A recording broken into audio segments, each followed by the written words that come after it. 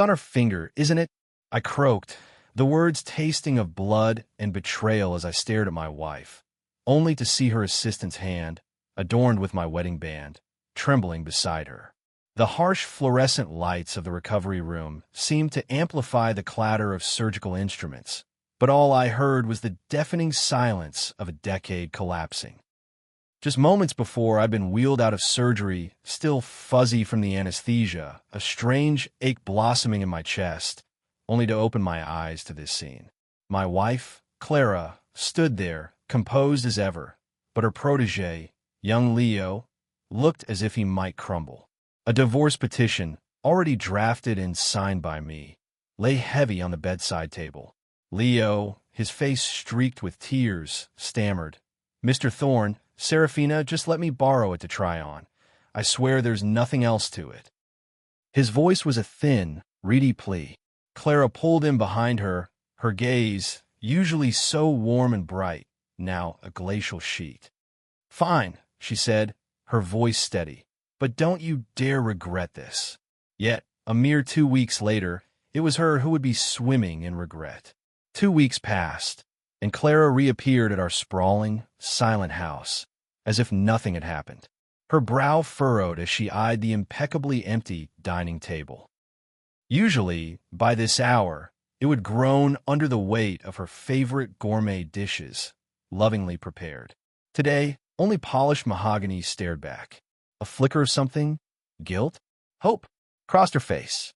Perhaps she thought I'd lost my appetite in her absence. The truth was, I just had a hearty meal out. She set her designer luggage down, rolled up the sleeves of her silk blouse, and disappeared into the kitchen. Moments later, she returned, a steaming bowl of her signature pasta dish in hand. I remained engrossed in the financial report I was reading, not bothering to look up.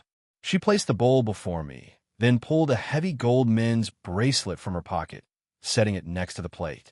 It was her usual peace offering. As I stared at the pasta and the gleaming metal, a question stirred within me. When had our reconciliations become so transactional? I remembered a time, before marriage, when her repertoire for winning me over was boundless. She'd throw her arms around me, call me my love in a playful, coaxing voice, then, like a magician, pull out a custom-made tie, laughing, "This tie is to bind you to me forever." She'd cycled with me, boated with me, even endured movies she found excruciatingly boring just to be near me. These gold gifts, while practical and something I appreciated, felt hollow compared to the vibrant sincerity she once offered.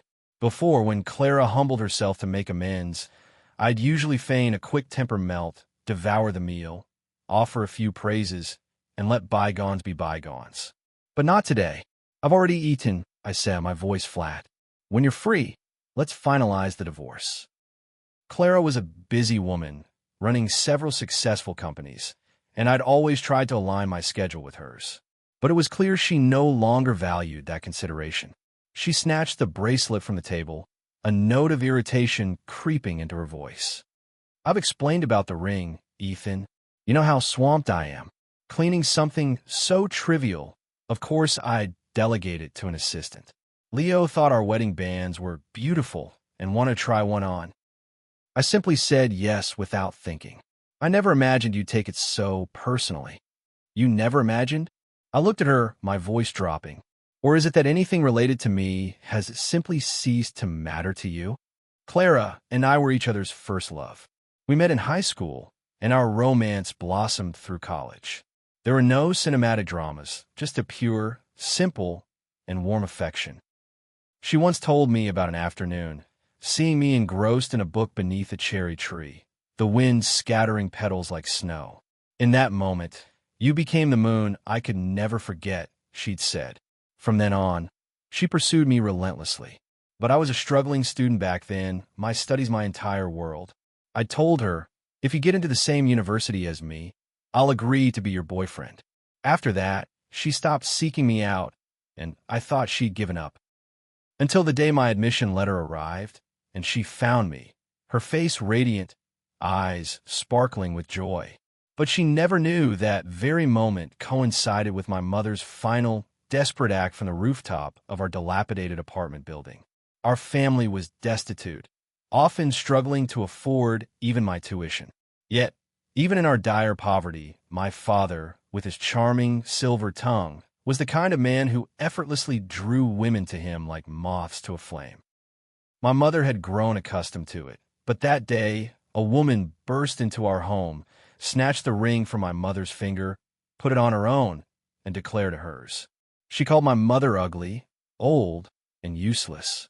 For the first time, my mother called my father, confronting him, but he merely shrugged it off. "It's just a ring. Why make such a fuss?" After hanging up, my mother curled up on the sofa, weeping, muttering, "Everything, it's all gone." That afternoon, broken by the final cruelty, she took her own life. The details were a blur. Only the gaping void remained. Clara stayed by my side for hours that day. When my father finally returned, a furious argument erupted between us. Clara always took my side. When I lunged at him, she didn't stop me, but the moment he retaliated, she immediately stepped in, holding him back. He emerged from that confrontation bruised and shaken. Later, I told Clara, "If anyone ever dares to wear our wedding ring, I'd ensure they paid a price they could never forget." She gently touched my head, smiling. "If you marry me, I promise I'll never let anyone touch our wedding rings. They belong only to us. Their meaning is solely ours." I think I truly began to love Clara in that moment. I felt she understood the sanctity of marriage, but now, it seemed, everything could change. Noticing my prolonged silence, Clara changed the subject. "When is Lily's next piano performance ranking?" I answered curtly, "I wouldn't know. You'd better ask your mother." Clara's parents had never approved of me. They believed I was beneath her, even accusing me of being an opportunist clinging to their daughter. After Lily was born, they found every excuse to take her back to their home. Initially, I visited often, but each time I was turned away, Lily was either sleeping or at school. I'd argued with Clara about it, but she'd only say, "That's my mother. Do you really think she'd harm our child?" Clara's brow furrowed, a hint of accusation in her tone. "You should be more involved with Lily, Ethan. She's closer to Leo than she is to you now." I closed the file, annoyed. Wouldn't that be for the best, then? After the divorce, Leo won't have to work so hard to build a relationship with her from scratch. "That's enough, Ethan." Clara snapped, as if I'd struck a raw nerve. "You're constantly jealous without cause. Do you even resemble a father anymore?" I sneered bitterly. "I don't resemble a father? That's because you and your family never gave me the chance to be one." My eyes burned as I stared at her. She clenched her hands, struggling to contain her anger. 2 weeks prior, on a torrential rainy night, Clara and I were returning from her parents' house. Along the way, she received a call from Leo, then turned to me. "You take a cab home. I'll drive him to the hospital. He twisted his ankle." She left me by the side of the road, driving away in her car. The night was dark, the rain relentless. As I crossed the street, a car struck me. When I awoke after surgery, I heard that Clara, overwhelmed by emotional distress after our argument, had been admitted to the hospital, and the stress of the situation had tragically led to the loss of our unborn child. The death of our second child swept away the last vestiges of affection I held for her after 10 years of marriage. Over that decade, we had argued countless times. Each time, Clara would storm into her study, slamming the door shut, the resounding thud the only punctuation mark to our quarrels. This time was no different, except, unlike all the times before, I no longer desired reconciliation. I gathered my pre-packed luggage, placed the divorce papers on the coffee table where she was sure to see them, and left the house without a backward glance. I returned to the apartment I'd once called home. Since the night I'd confronted my father there, I hadn't set foot in it for 14 years. Back then, Clara and I had rented a small room near the university. Her parents vehemently opposed our relationship, but Clara, stubborn as she was, defied them. Her father, furious, cut off her allowance, telling her to fend for herself. So, we worked odd jobs to survive. Outside of our studies, nearly all our time was spent working. Despite the hardship, That period later became the most beautiful and joyful memory we shared. The year before, the night before my father succumbed to cancer, he'd given me the key to this apartment, the only property he left behind. I'd kept the keys for a year, but never dared to return. Every thought of this place brought back memories of my mother. Now, it had become my only refuge. The second day after I moved back, Clara called, but I didn't answer, and she didn't call again. By the fifth day, I returned to the hospital for a follow-up appointment and unexpectedly ran into Leo in the hallway. Seeing me, he looked surprised and flustered. "Mr. Thorne, there's truly nothing between Serafina and me. She just brought me to the hospital because I twisted my ankle." I remained silent. Perhaps he noticed the bag of medication in my hand, as he then asked, "Mr. Thorne, are you all right?" I heard Serafina mention the baby. "I'm so sorry, it's all my fault." I nodded. "Yes, it is your fault, but no longer matters." Just as I was about to leave, Clara approached, her face serene, as if nothing were amiss. She handed Leo his bag of medication, then snatched mine. "You're ill, and you didn't call me?" She opened the bag, her eyes freezing on a bottle of iron supplements for blood regeneration. She must have remembered something, because she had previously promised to accompany me to this follow-up, and I had told her the exact time. Clara turned to Leo, her voice icy. "I told you, didn't I? This morning I reminded you about my husband's follow-up appointment. Asked you to remind me." Leo's face paled. "I'm sorry, I forgot. I didn't mean to." I observed their exchange with cold indifference, not bothering to intervene. Scheduling for a superior is an assistant's most basic task, yet he forgot. I find it anything but amusing. I retrieved my medication bag, my voice sharp. No need to put on a show. Then I turned and walked away. Clara hurried after me, grabbing my wrist, her voice laced with frustration. "Ethan, how long do you plan to be angry? Even if I did forget today, you could have called me, couldn't you? Why do you have to exaggerate everything?" I slowly detached her hand, speaking calmly. "I'm not exaggerating, but this is a hospital. You should try to maintain some decorum." She caught the subtle implication in my tone, falling silent and no longer struggling. She simply said, "Let me drive you home." I glanced at Leo, who stood behind her, and offered a faint, ironic smile. "No need. Compare to me. I think Leo is the one who needs a ride more." With that, I turned, gave a slight wave to Leo, and walked out of the hospital. Behind me, I heard Clara's hurried footsteps mixed with Leo's startled gasp. Through the large glass doors, I saw Leo stumble, and Clara turn back to help him. I only tightened my grip on my medicine bag and quickened my pace. A week later, I intended to call Clara to ask if she'd signed the divorce papers. But just as I reached for my phone, my mother-in-law's number appeared on the screen. I hesitated, then answered. On the other end, before I could speak, my daughter's small, hoarse voice broke through. "Daddy." Her voice grew tearful and choked. "Why didn't you visit me when I was sick? Is it true, like Uncle Leo said? You don't want me anymore?" "Lily, when were you sick?" I asked, but before I could hear the full answer, the line went dead. Remembering her words, I drove straight to her grandparents' house. Inside, Clara's family was gathered, seated primly around the dining table. Seeing me, Clara sprang up, her brows furrowed in a furious glare. "This is a family dinner, Ethan. You haven't been home for days. I thought you no longer considered this your home." I didn't reply, rushing instead to my daughter, gently touching her soft, small face. "What's wrong, sweetheart? Have you seen a doctor?" Her eyes were still red. She turned her face away, clearly still upset with me. Leo chuckled, patting her head. "It's just a mild cold. She's almost better." I saw Leo sitting on one side, Clara on the other. Anyone who didn't know us would assume they were a cozy little family. I lifted Lily from her chair, sat on a nearby sofa, and sincerely apologized. "I'm so sorry, Lily. Daddy truly didn't know you were sick, but now that you've called, I'm here. Don't be angry anymore, okay?" Tiny tears rolled down her cheeks. She nodded, clinging to my shirt. "Stay with Daddy for a bit, okay?" I kissed her temple, then stood and approached Leo. To everyone's stunned surprise, I landed a swift punch directly on his face. "I'm a generous man. I said, my voice low. I don't care if you pursue other women, but don't you dare spread lies in front of my daughter. A sparrow might fear to tread on a perfectly laid egg, but if you disrespect my child, I'll teach you some manners. Leo cradled his face, backing away behind Clara, his eyes blazing. Clara shrieked, her own eyes alight with fury. Ethan, what are you doing?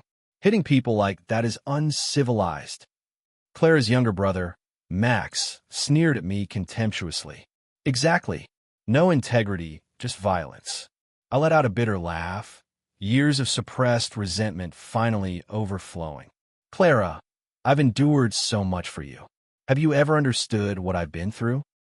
Under her warning gaze, I yanked the tablecloth, sending shouts and the crash of falling dishes echoing through the room. I picked up a chair and threw it. It flew past Max, sending him tumbling to the floor, staring at me in terror. You're crazy. You're completely insane. Clara's mother lunged at me. I grabbed a wine bottle from the floor and smashed it against the table.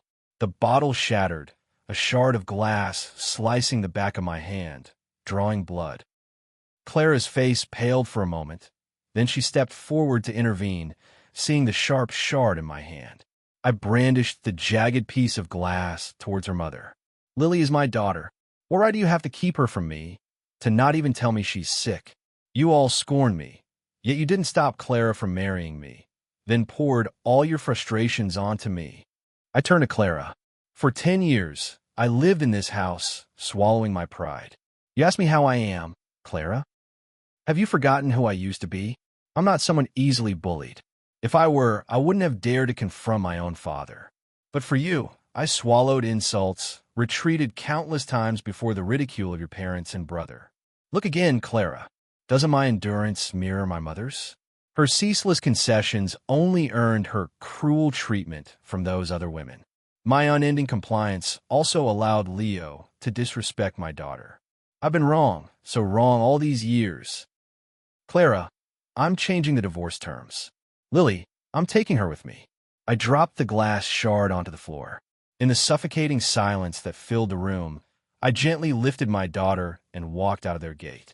Just as the car was about to pull away, Clara ran after it. Leo also pursued her, his steps panicked. I turned my head, smiled at Lily in the back seat, then accelerated, leaving them behind in a cloud of dust on the road. I took my daughter straight to the hospital. Fortunately, as Leo had said, it was just a mild cold, and she was almost completely recovered. When we arrived home, a sense of guilt crept into my heart. Lily, I said softly, Daddy took you without asking Mommy. Are you mad at Daddy? She shook her head, wrapping her small arms around my neck, her voice sweet. I want to be with Daddy. My eyes welled up. So, in that house, there was still one person who truly loved me. It was only because we saw each other so little that I'd mistakenly thought her affection for me had waned. I tried to hide my tears, smiling. But Daddy's place is small, not as nice as Grandma's house. If you live with Daddy, you might not be able to learn piano anymore. She said nothing. I began to wonder if I'd made a mistake taking her, when her soft voice piped up. If I live with Daddy, will it make things harder for you? Of course, it will be a bit of a struggle. I laughed, but this time, Daddy will be happier. My tears overflowed, falling onto her small shoulder. By the time I'd lulled Lily to sleep, it was late. Only then did I notice a series of missed calls from Clara. Receiving no answer, she'd sent numerous texts. She wrote that she wanted to talk, admitting her fault regarding the ring, but felt I had gone too far, so we were even. Then she asked if I truly wanted a divorce, if after 10 years of marriage, I could truly be so heartless. I scrolled down to the last message. Give me back my daughter. I won't let you take her. I stared at those words for a long time. Before, I'd never intended to fight for custody, believing I couldn't provide Lily with the comfortable life her mother could. But today, after hearing her words, I changed my mind. Perhaps more than wealth or luxury, what Lily truly needed was love. I didn't reply to Clara, just as she had often remained silent when I was desperate, furious through long nights. I began sending out job applications everywhere and frequently visited law firms. If I wanted to divorce and gain custody, I had to be thoroughly prepared. Rowan, a capable and dedicated lawyer at a prestigious firm, took my case. Noticing I often brought my young daughter, she offered to meet near my home, even saying she wouldn't charge extra. I was initially reluctant to impose on her, but managing childcare was indeed challenging. Moreover, I was a paying client, so I eventually accepted her offer. After a few meetings, we grew more familiar, and Rowan began coming directly to my apartment to work. One day, when Clara came looking for me, she unexpectedly encountered Rowan in the elevator. When I opened the door, seeing Clara standing there, I was slightly surprised. Rowan was expected, Clara was not. I invited Rowan in, then stood blocking Clara at the doorway. "What are you doing here?" Clara didn't answer, her cold gaze following Rowan as she entered the apartment. "Who is she?" "I don't think I need to answer that. If you don't have something important to discuss, please leave." I began to close the door, but Clara suddenly pushed it hard, sending the door slamming into my shoulder, propelling me against the wall. Reacting quickly, Rowan immediately stepped forward, pulling me away from the doorframe, her voice firm. "Ma'am, he's made himself clear. Didn't you hear him?" I didn't mean to, Ethan." Clara's face darkened. She gently pushed Rowan aside and reached out to help me, but I recoiled. I had no intention of talking to her or being involved with her any further, but Rowan advised me to sit down and talk clearly with Clara, believing that we should resolve things frankly instead of constantly avoiding each other. So, all three of us sat down. Just then, Lily woke from her afternoon nap. She rubbed her sleepy eyes, walked out of her room, and upon seeing her mother, her eyes immediately lit up. She rushed into Clara's arms, exclaiming, "Mommy, are you moving back in with Daddy and me?" Clara glanced at me, but said nothing. Rowan spoke gently. "Lily, if Daddy and Mommy can't live together, who would you rather live with?" Lily blinked, her expression both innocent and confused. "Why can't they live together? All my friends have both their mommies and daddies living together." Hearing this, both Clara and I were momentarily stunned. I quickly averted her gaze, while she offered a strained smile, softly saying, "Of course, Daddy and Mommy are still living together. Lily will come back too, and we'll all live together again, won't we?" A surge of irritation rose within me. Why did Clara always choose to evade, to pretend nothing was wrong? I looked directly at her, my voice calm. "Clara, I'm not coming back to you." Lily looked at me, then at her mother, her small hands uncertain. Finally, she slid out of her mother's arms, turning to hug me tightly. "If Daddy's not coming back, I'll stay with Daddy. Mommy's too busy anyway." I gently added, "If you go with Mommy, she'll just take you back to Grandma's house." Rowan's eyes flickered, as if calculating something. She smiled faintly, gently asking my daughter, "And what's wrong with Grandma's house?" Lily pressed her lips together, her small hand clutching my shirt. "It's not that I don't like it. I just don't like hearing Grandma talk. She says Daddy doesn't need me anymore." She added, "Uncle Max also speaks badly of Daddy, says Daddy's a freeloader, no shame. And Uncle Leo, too. He says Daddy and Mommy will have a new baby and won't need me anymore." I squeezed her shoulder gently, stating firmly, "They're lying, sweetheart. Daddy loves you very much. Lately, haven't I been the one to tuck you in every night, cook your favorite meals, and play with you?" Clara's face went white. She shot up, her voice trembling. Did they really say those things to her? Lily nodded vigorously. After Clara left, Lily looked up at me and asked, "Daddy, are you really divorcing Mommy?" I froze. I didn't know what to say. She was so young, but children are always more perceptive than adults realize. Rowan said softly, "Don't think they're too young to understand. Kids often know more than we give them credit for." Under her clear gaze, I remained silent for a long moment, then nodded.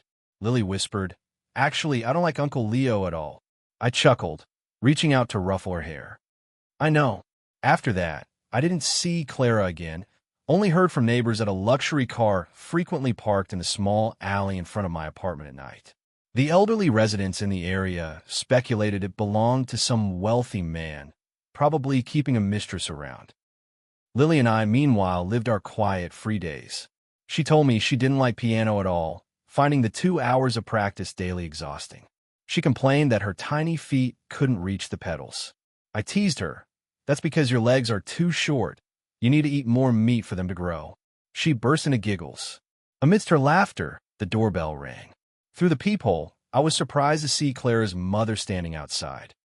Initially, I didn't intend to open the door, but considering her age and health, I did and invited her in. Lily clearly didn't want to see her. She just politely greeted, "Hello, Grandma," then ran straight into her room, closing the door and refusing to come out. Clara's mother's face immediately fell. That afternoon, she talked at length. She recounted how Clara, upon returning home, was furious, disregarding the long-standing close ties between our families. Immediately upon her return, Clara had fired Leo on the spot. He had erupted in anger, causing a scene at the company, but Clara publicly chastised him in the main lobby, calling him a liar, a wedge driven between husband and wife, between father and child. Leo had never been so humiliated. He slammed the table, stormed out of the company, and never returned. Clara's mother also said that after that incident, Clara had removed everything related to her parents and daughter from their old house, declaring she didn't need them anymore, that they were the cause of her family's destruction. As she spoke, her voice choked, and then she apologized to me. She said she hoped I could bring Lily home.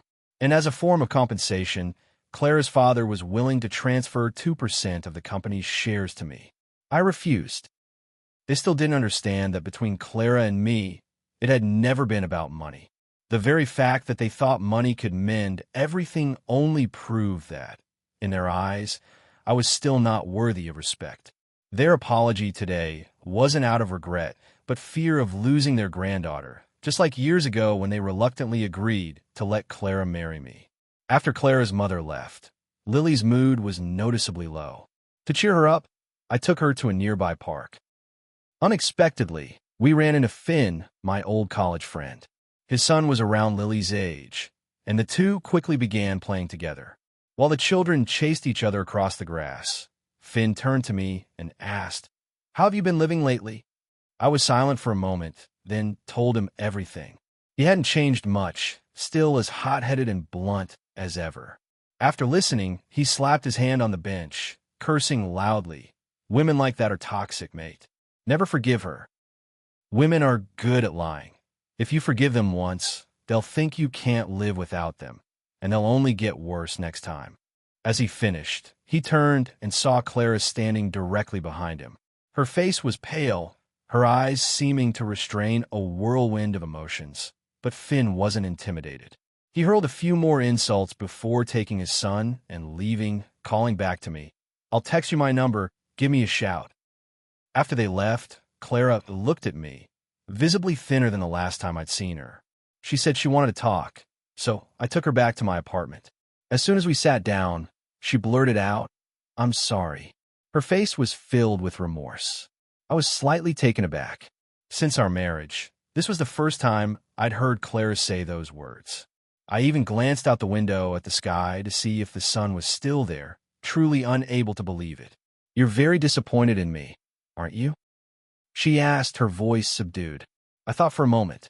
To say I wasn't disappointed would be a lie, but that disappointment felt like an emotion from a past life. What did I feel for Clara now?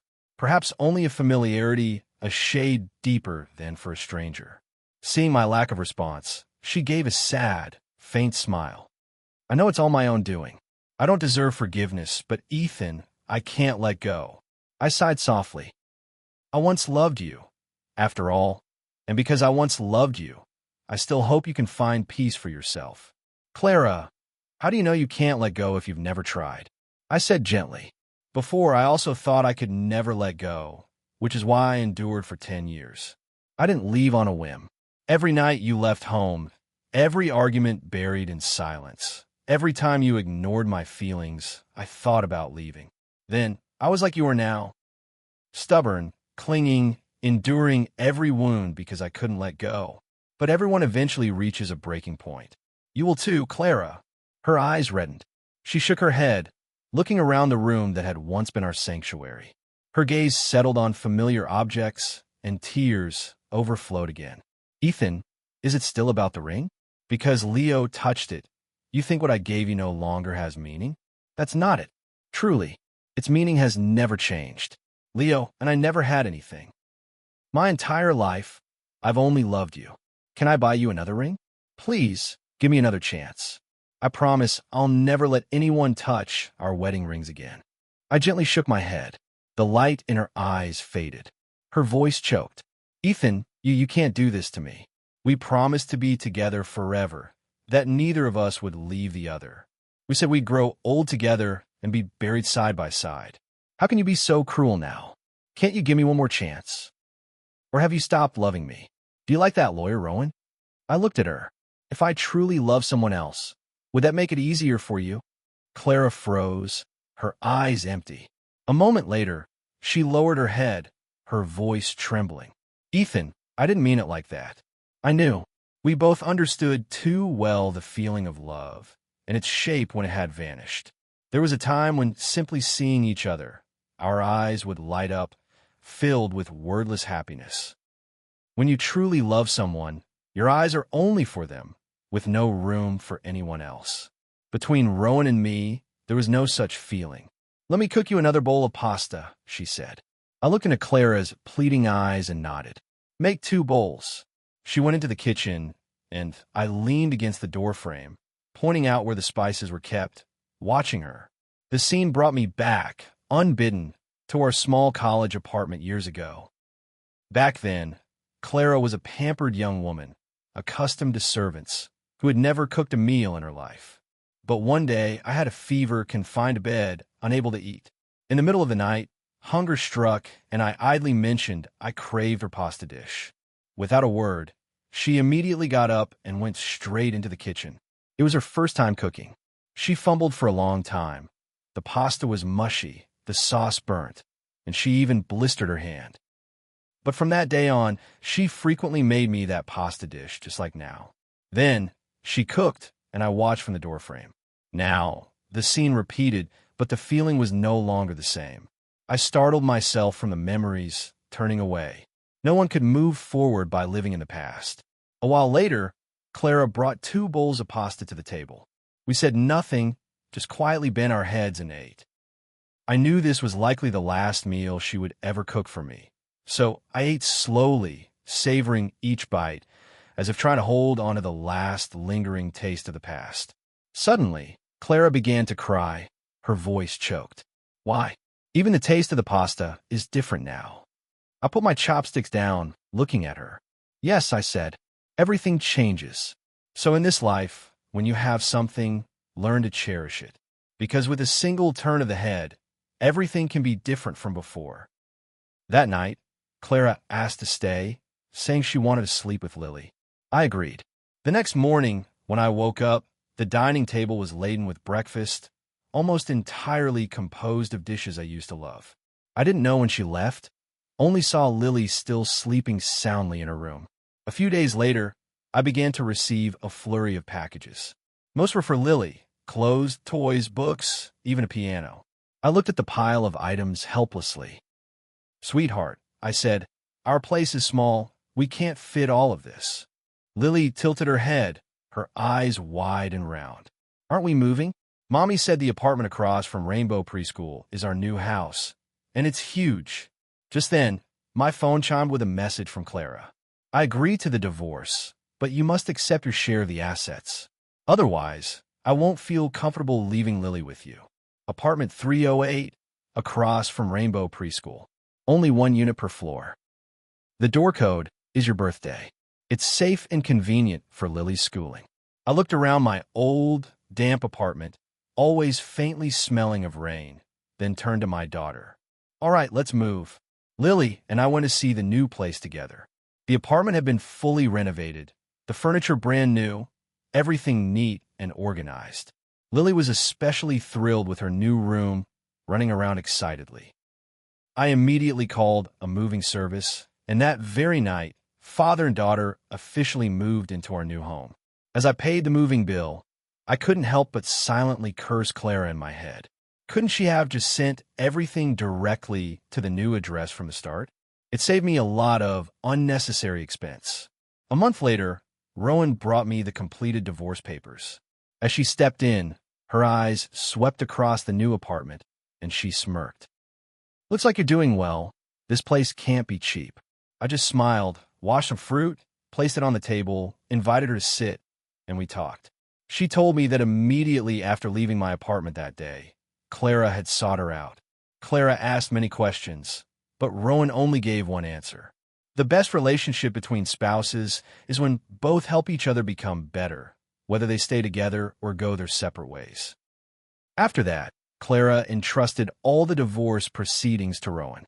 When I finished signing the papers, I asked her, "How is she doing these days?" Rowan sighed softly. "Not so good. She's been ill, with a persistent fever that the hospital couldn't diagnose. After the fever broke, she suffered from insomnia and barely ate or drank anything. She's terribly thin, quite frightening to see. But don't visit her. She's gradually getting better now." I simply nodded. I understood that when someone experiences a major upheaval, the feeling is like having a layer of skin peeled away. Like me, after losing her second child, I couldn't sleep many nights, or I'd wake up abruptly from nightmares, but once you get through it, things slowly improve. After the divorce, I settled into a stable life. Finn, whom I affectionately called a small-time mogul, joked about it. When he heard I was looking for work, he couldn't understand. "You've got plenty of money. Why look for a job?" I smiled. People need to find their own value. Only then does life have meaning. He nodded. "Sounds reasonable."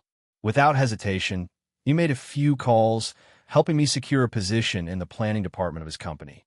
I was very grateful to him, as I'd sent out countless job applications before, but no one would hire me, simply because I'd been out of the workforce for too long. I truly enjoyed my new job. Fixed hours, 9 a.m. to 5 p.m., not too stressful, and it didn't impact my time with Lily. While I lived with Clara, I never had to worry about my daily bread, but deep down, I always felt an emptiness, a vague sense of being lost. Now, that feeling was gone. The atmosphere at work was pleasant. Occasionally, there were company dinners, lively team-building events, warm and convivial like a big family. Clara also frequently visited Lily. Sometimes her mother missed her granddaughter so much, crying and demanding to see her, so Clara would take Lily to her grandparents' house for a few days. I never objected. As long as Lily was happy, I always allowed her freedom, respecting her wishes as much as possible. Rowan remained in contact with both Clara and me. Lately, she had met a man and seemed genuinely smitten with him. One day, she invited me out for barbecue, complaining that her new beau was aloof and difficult to approach. She didn't know how to win him over. I offered her a few suggestions, but she shook her head. "Those methods don't suit my style." I was at a loss for words when Clara, sitting next to us, blinked, half jokingly, half seriously. "Then why not try a surprise ambush?" I was momentarily stunned, then burst out laughing. It was then I realized she had returned to her college self. Cheerful, lively, full of humor, no longer carrying that old, distant coldness. That evening, Rowan ended up completely drunk.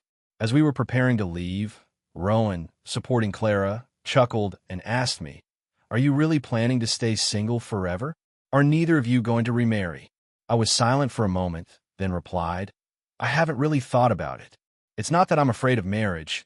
I just no longer have any expectations for love. Now, I just want to savor every peaceful moment. Love comes and goes. Perhaps it's best to simply let things unfold as they may."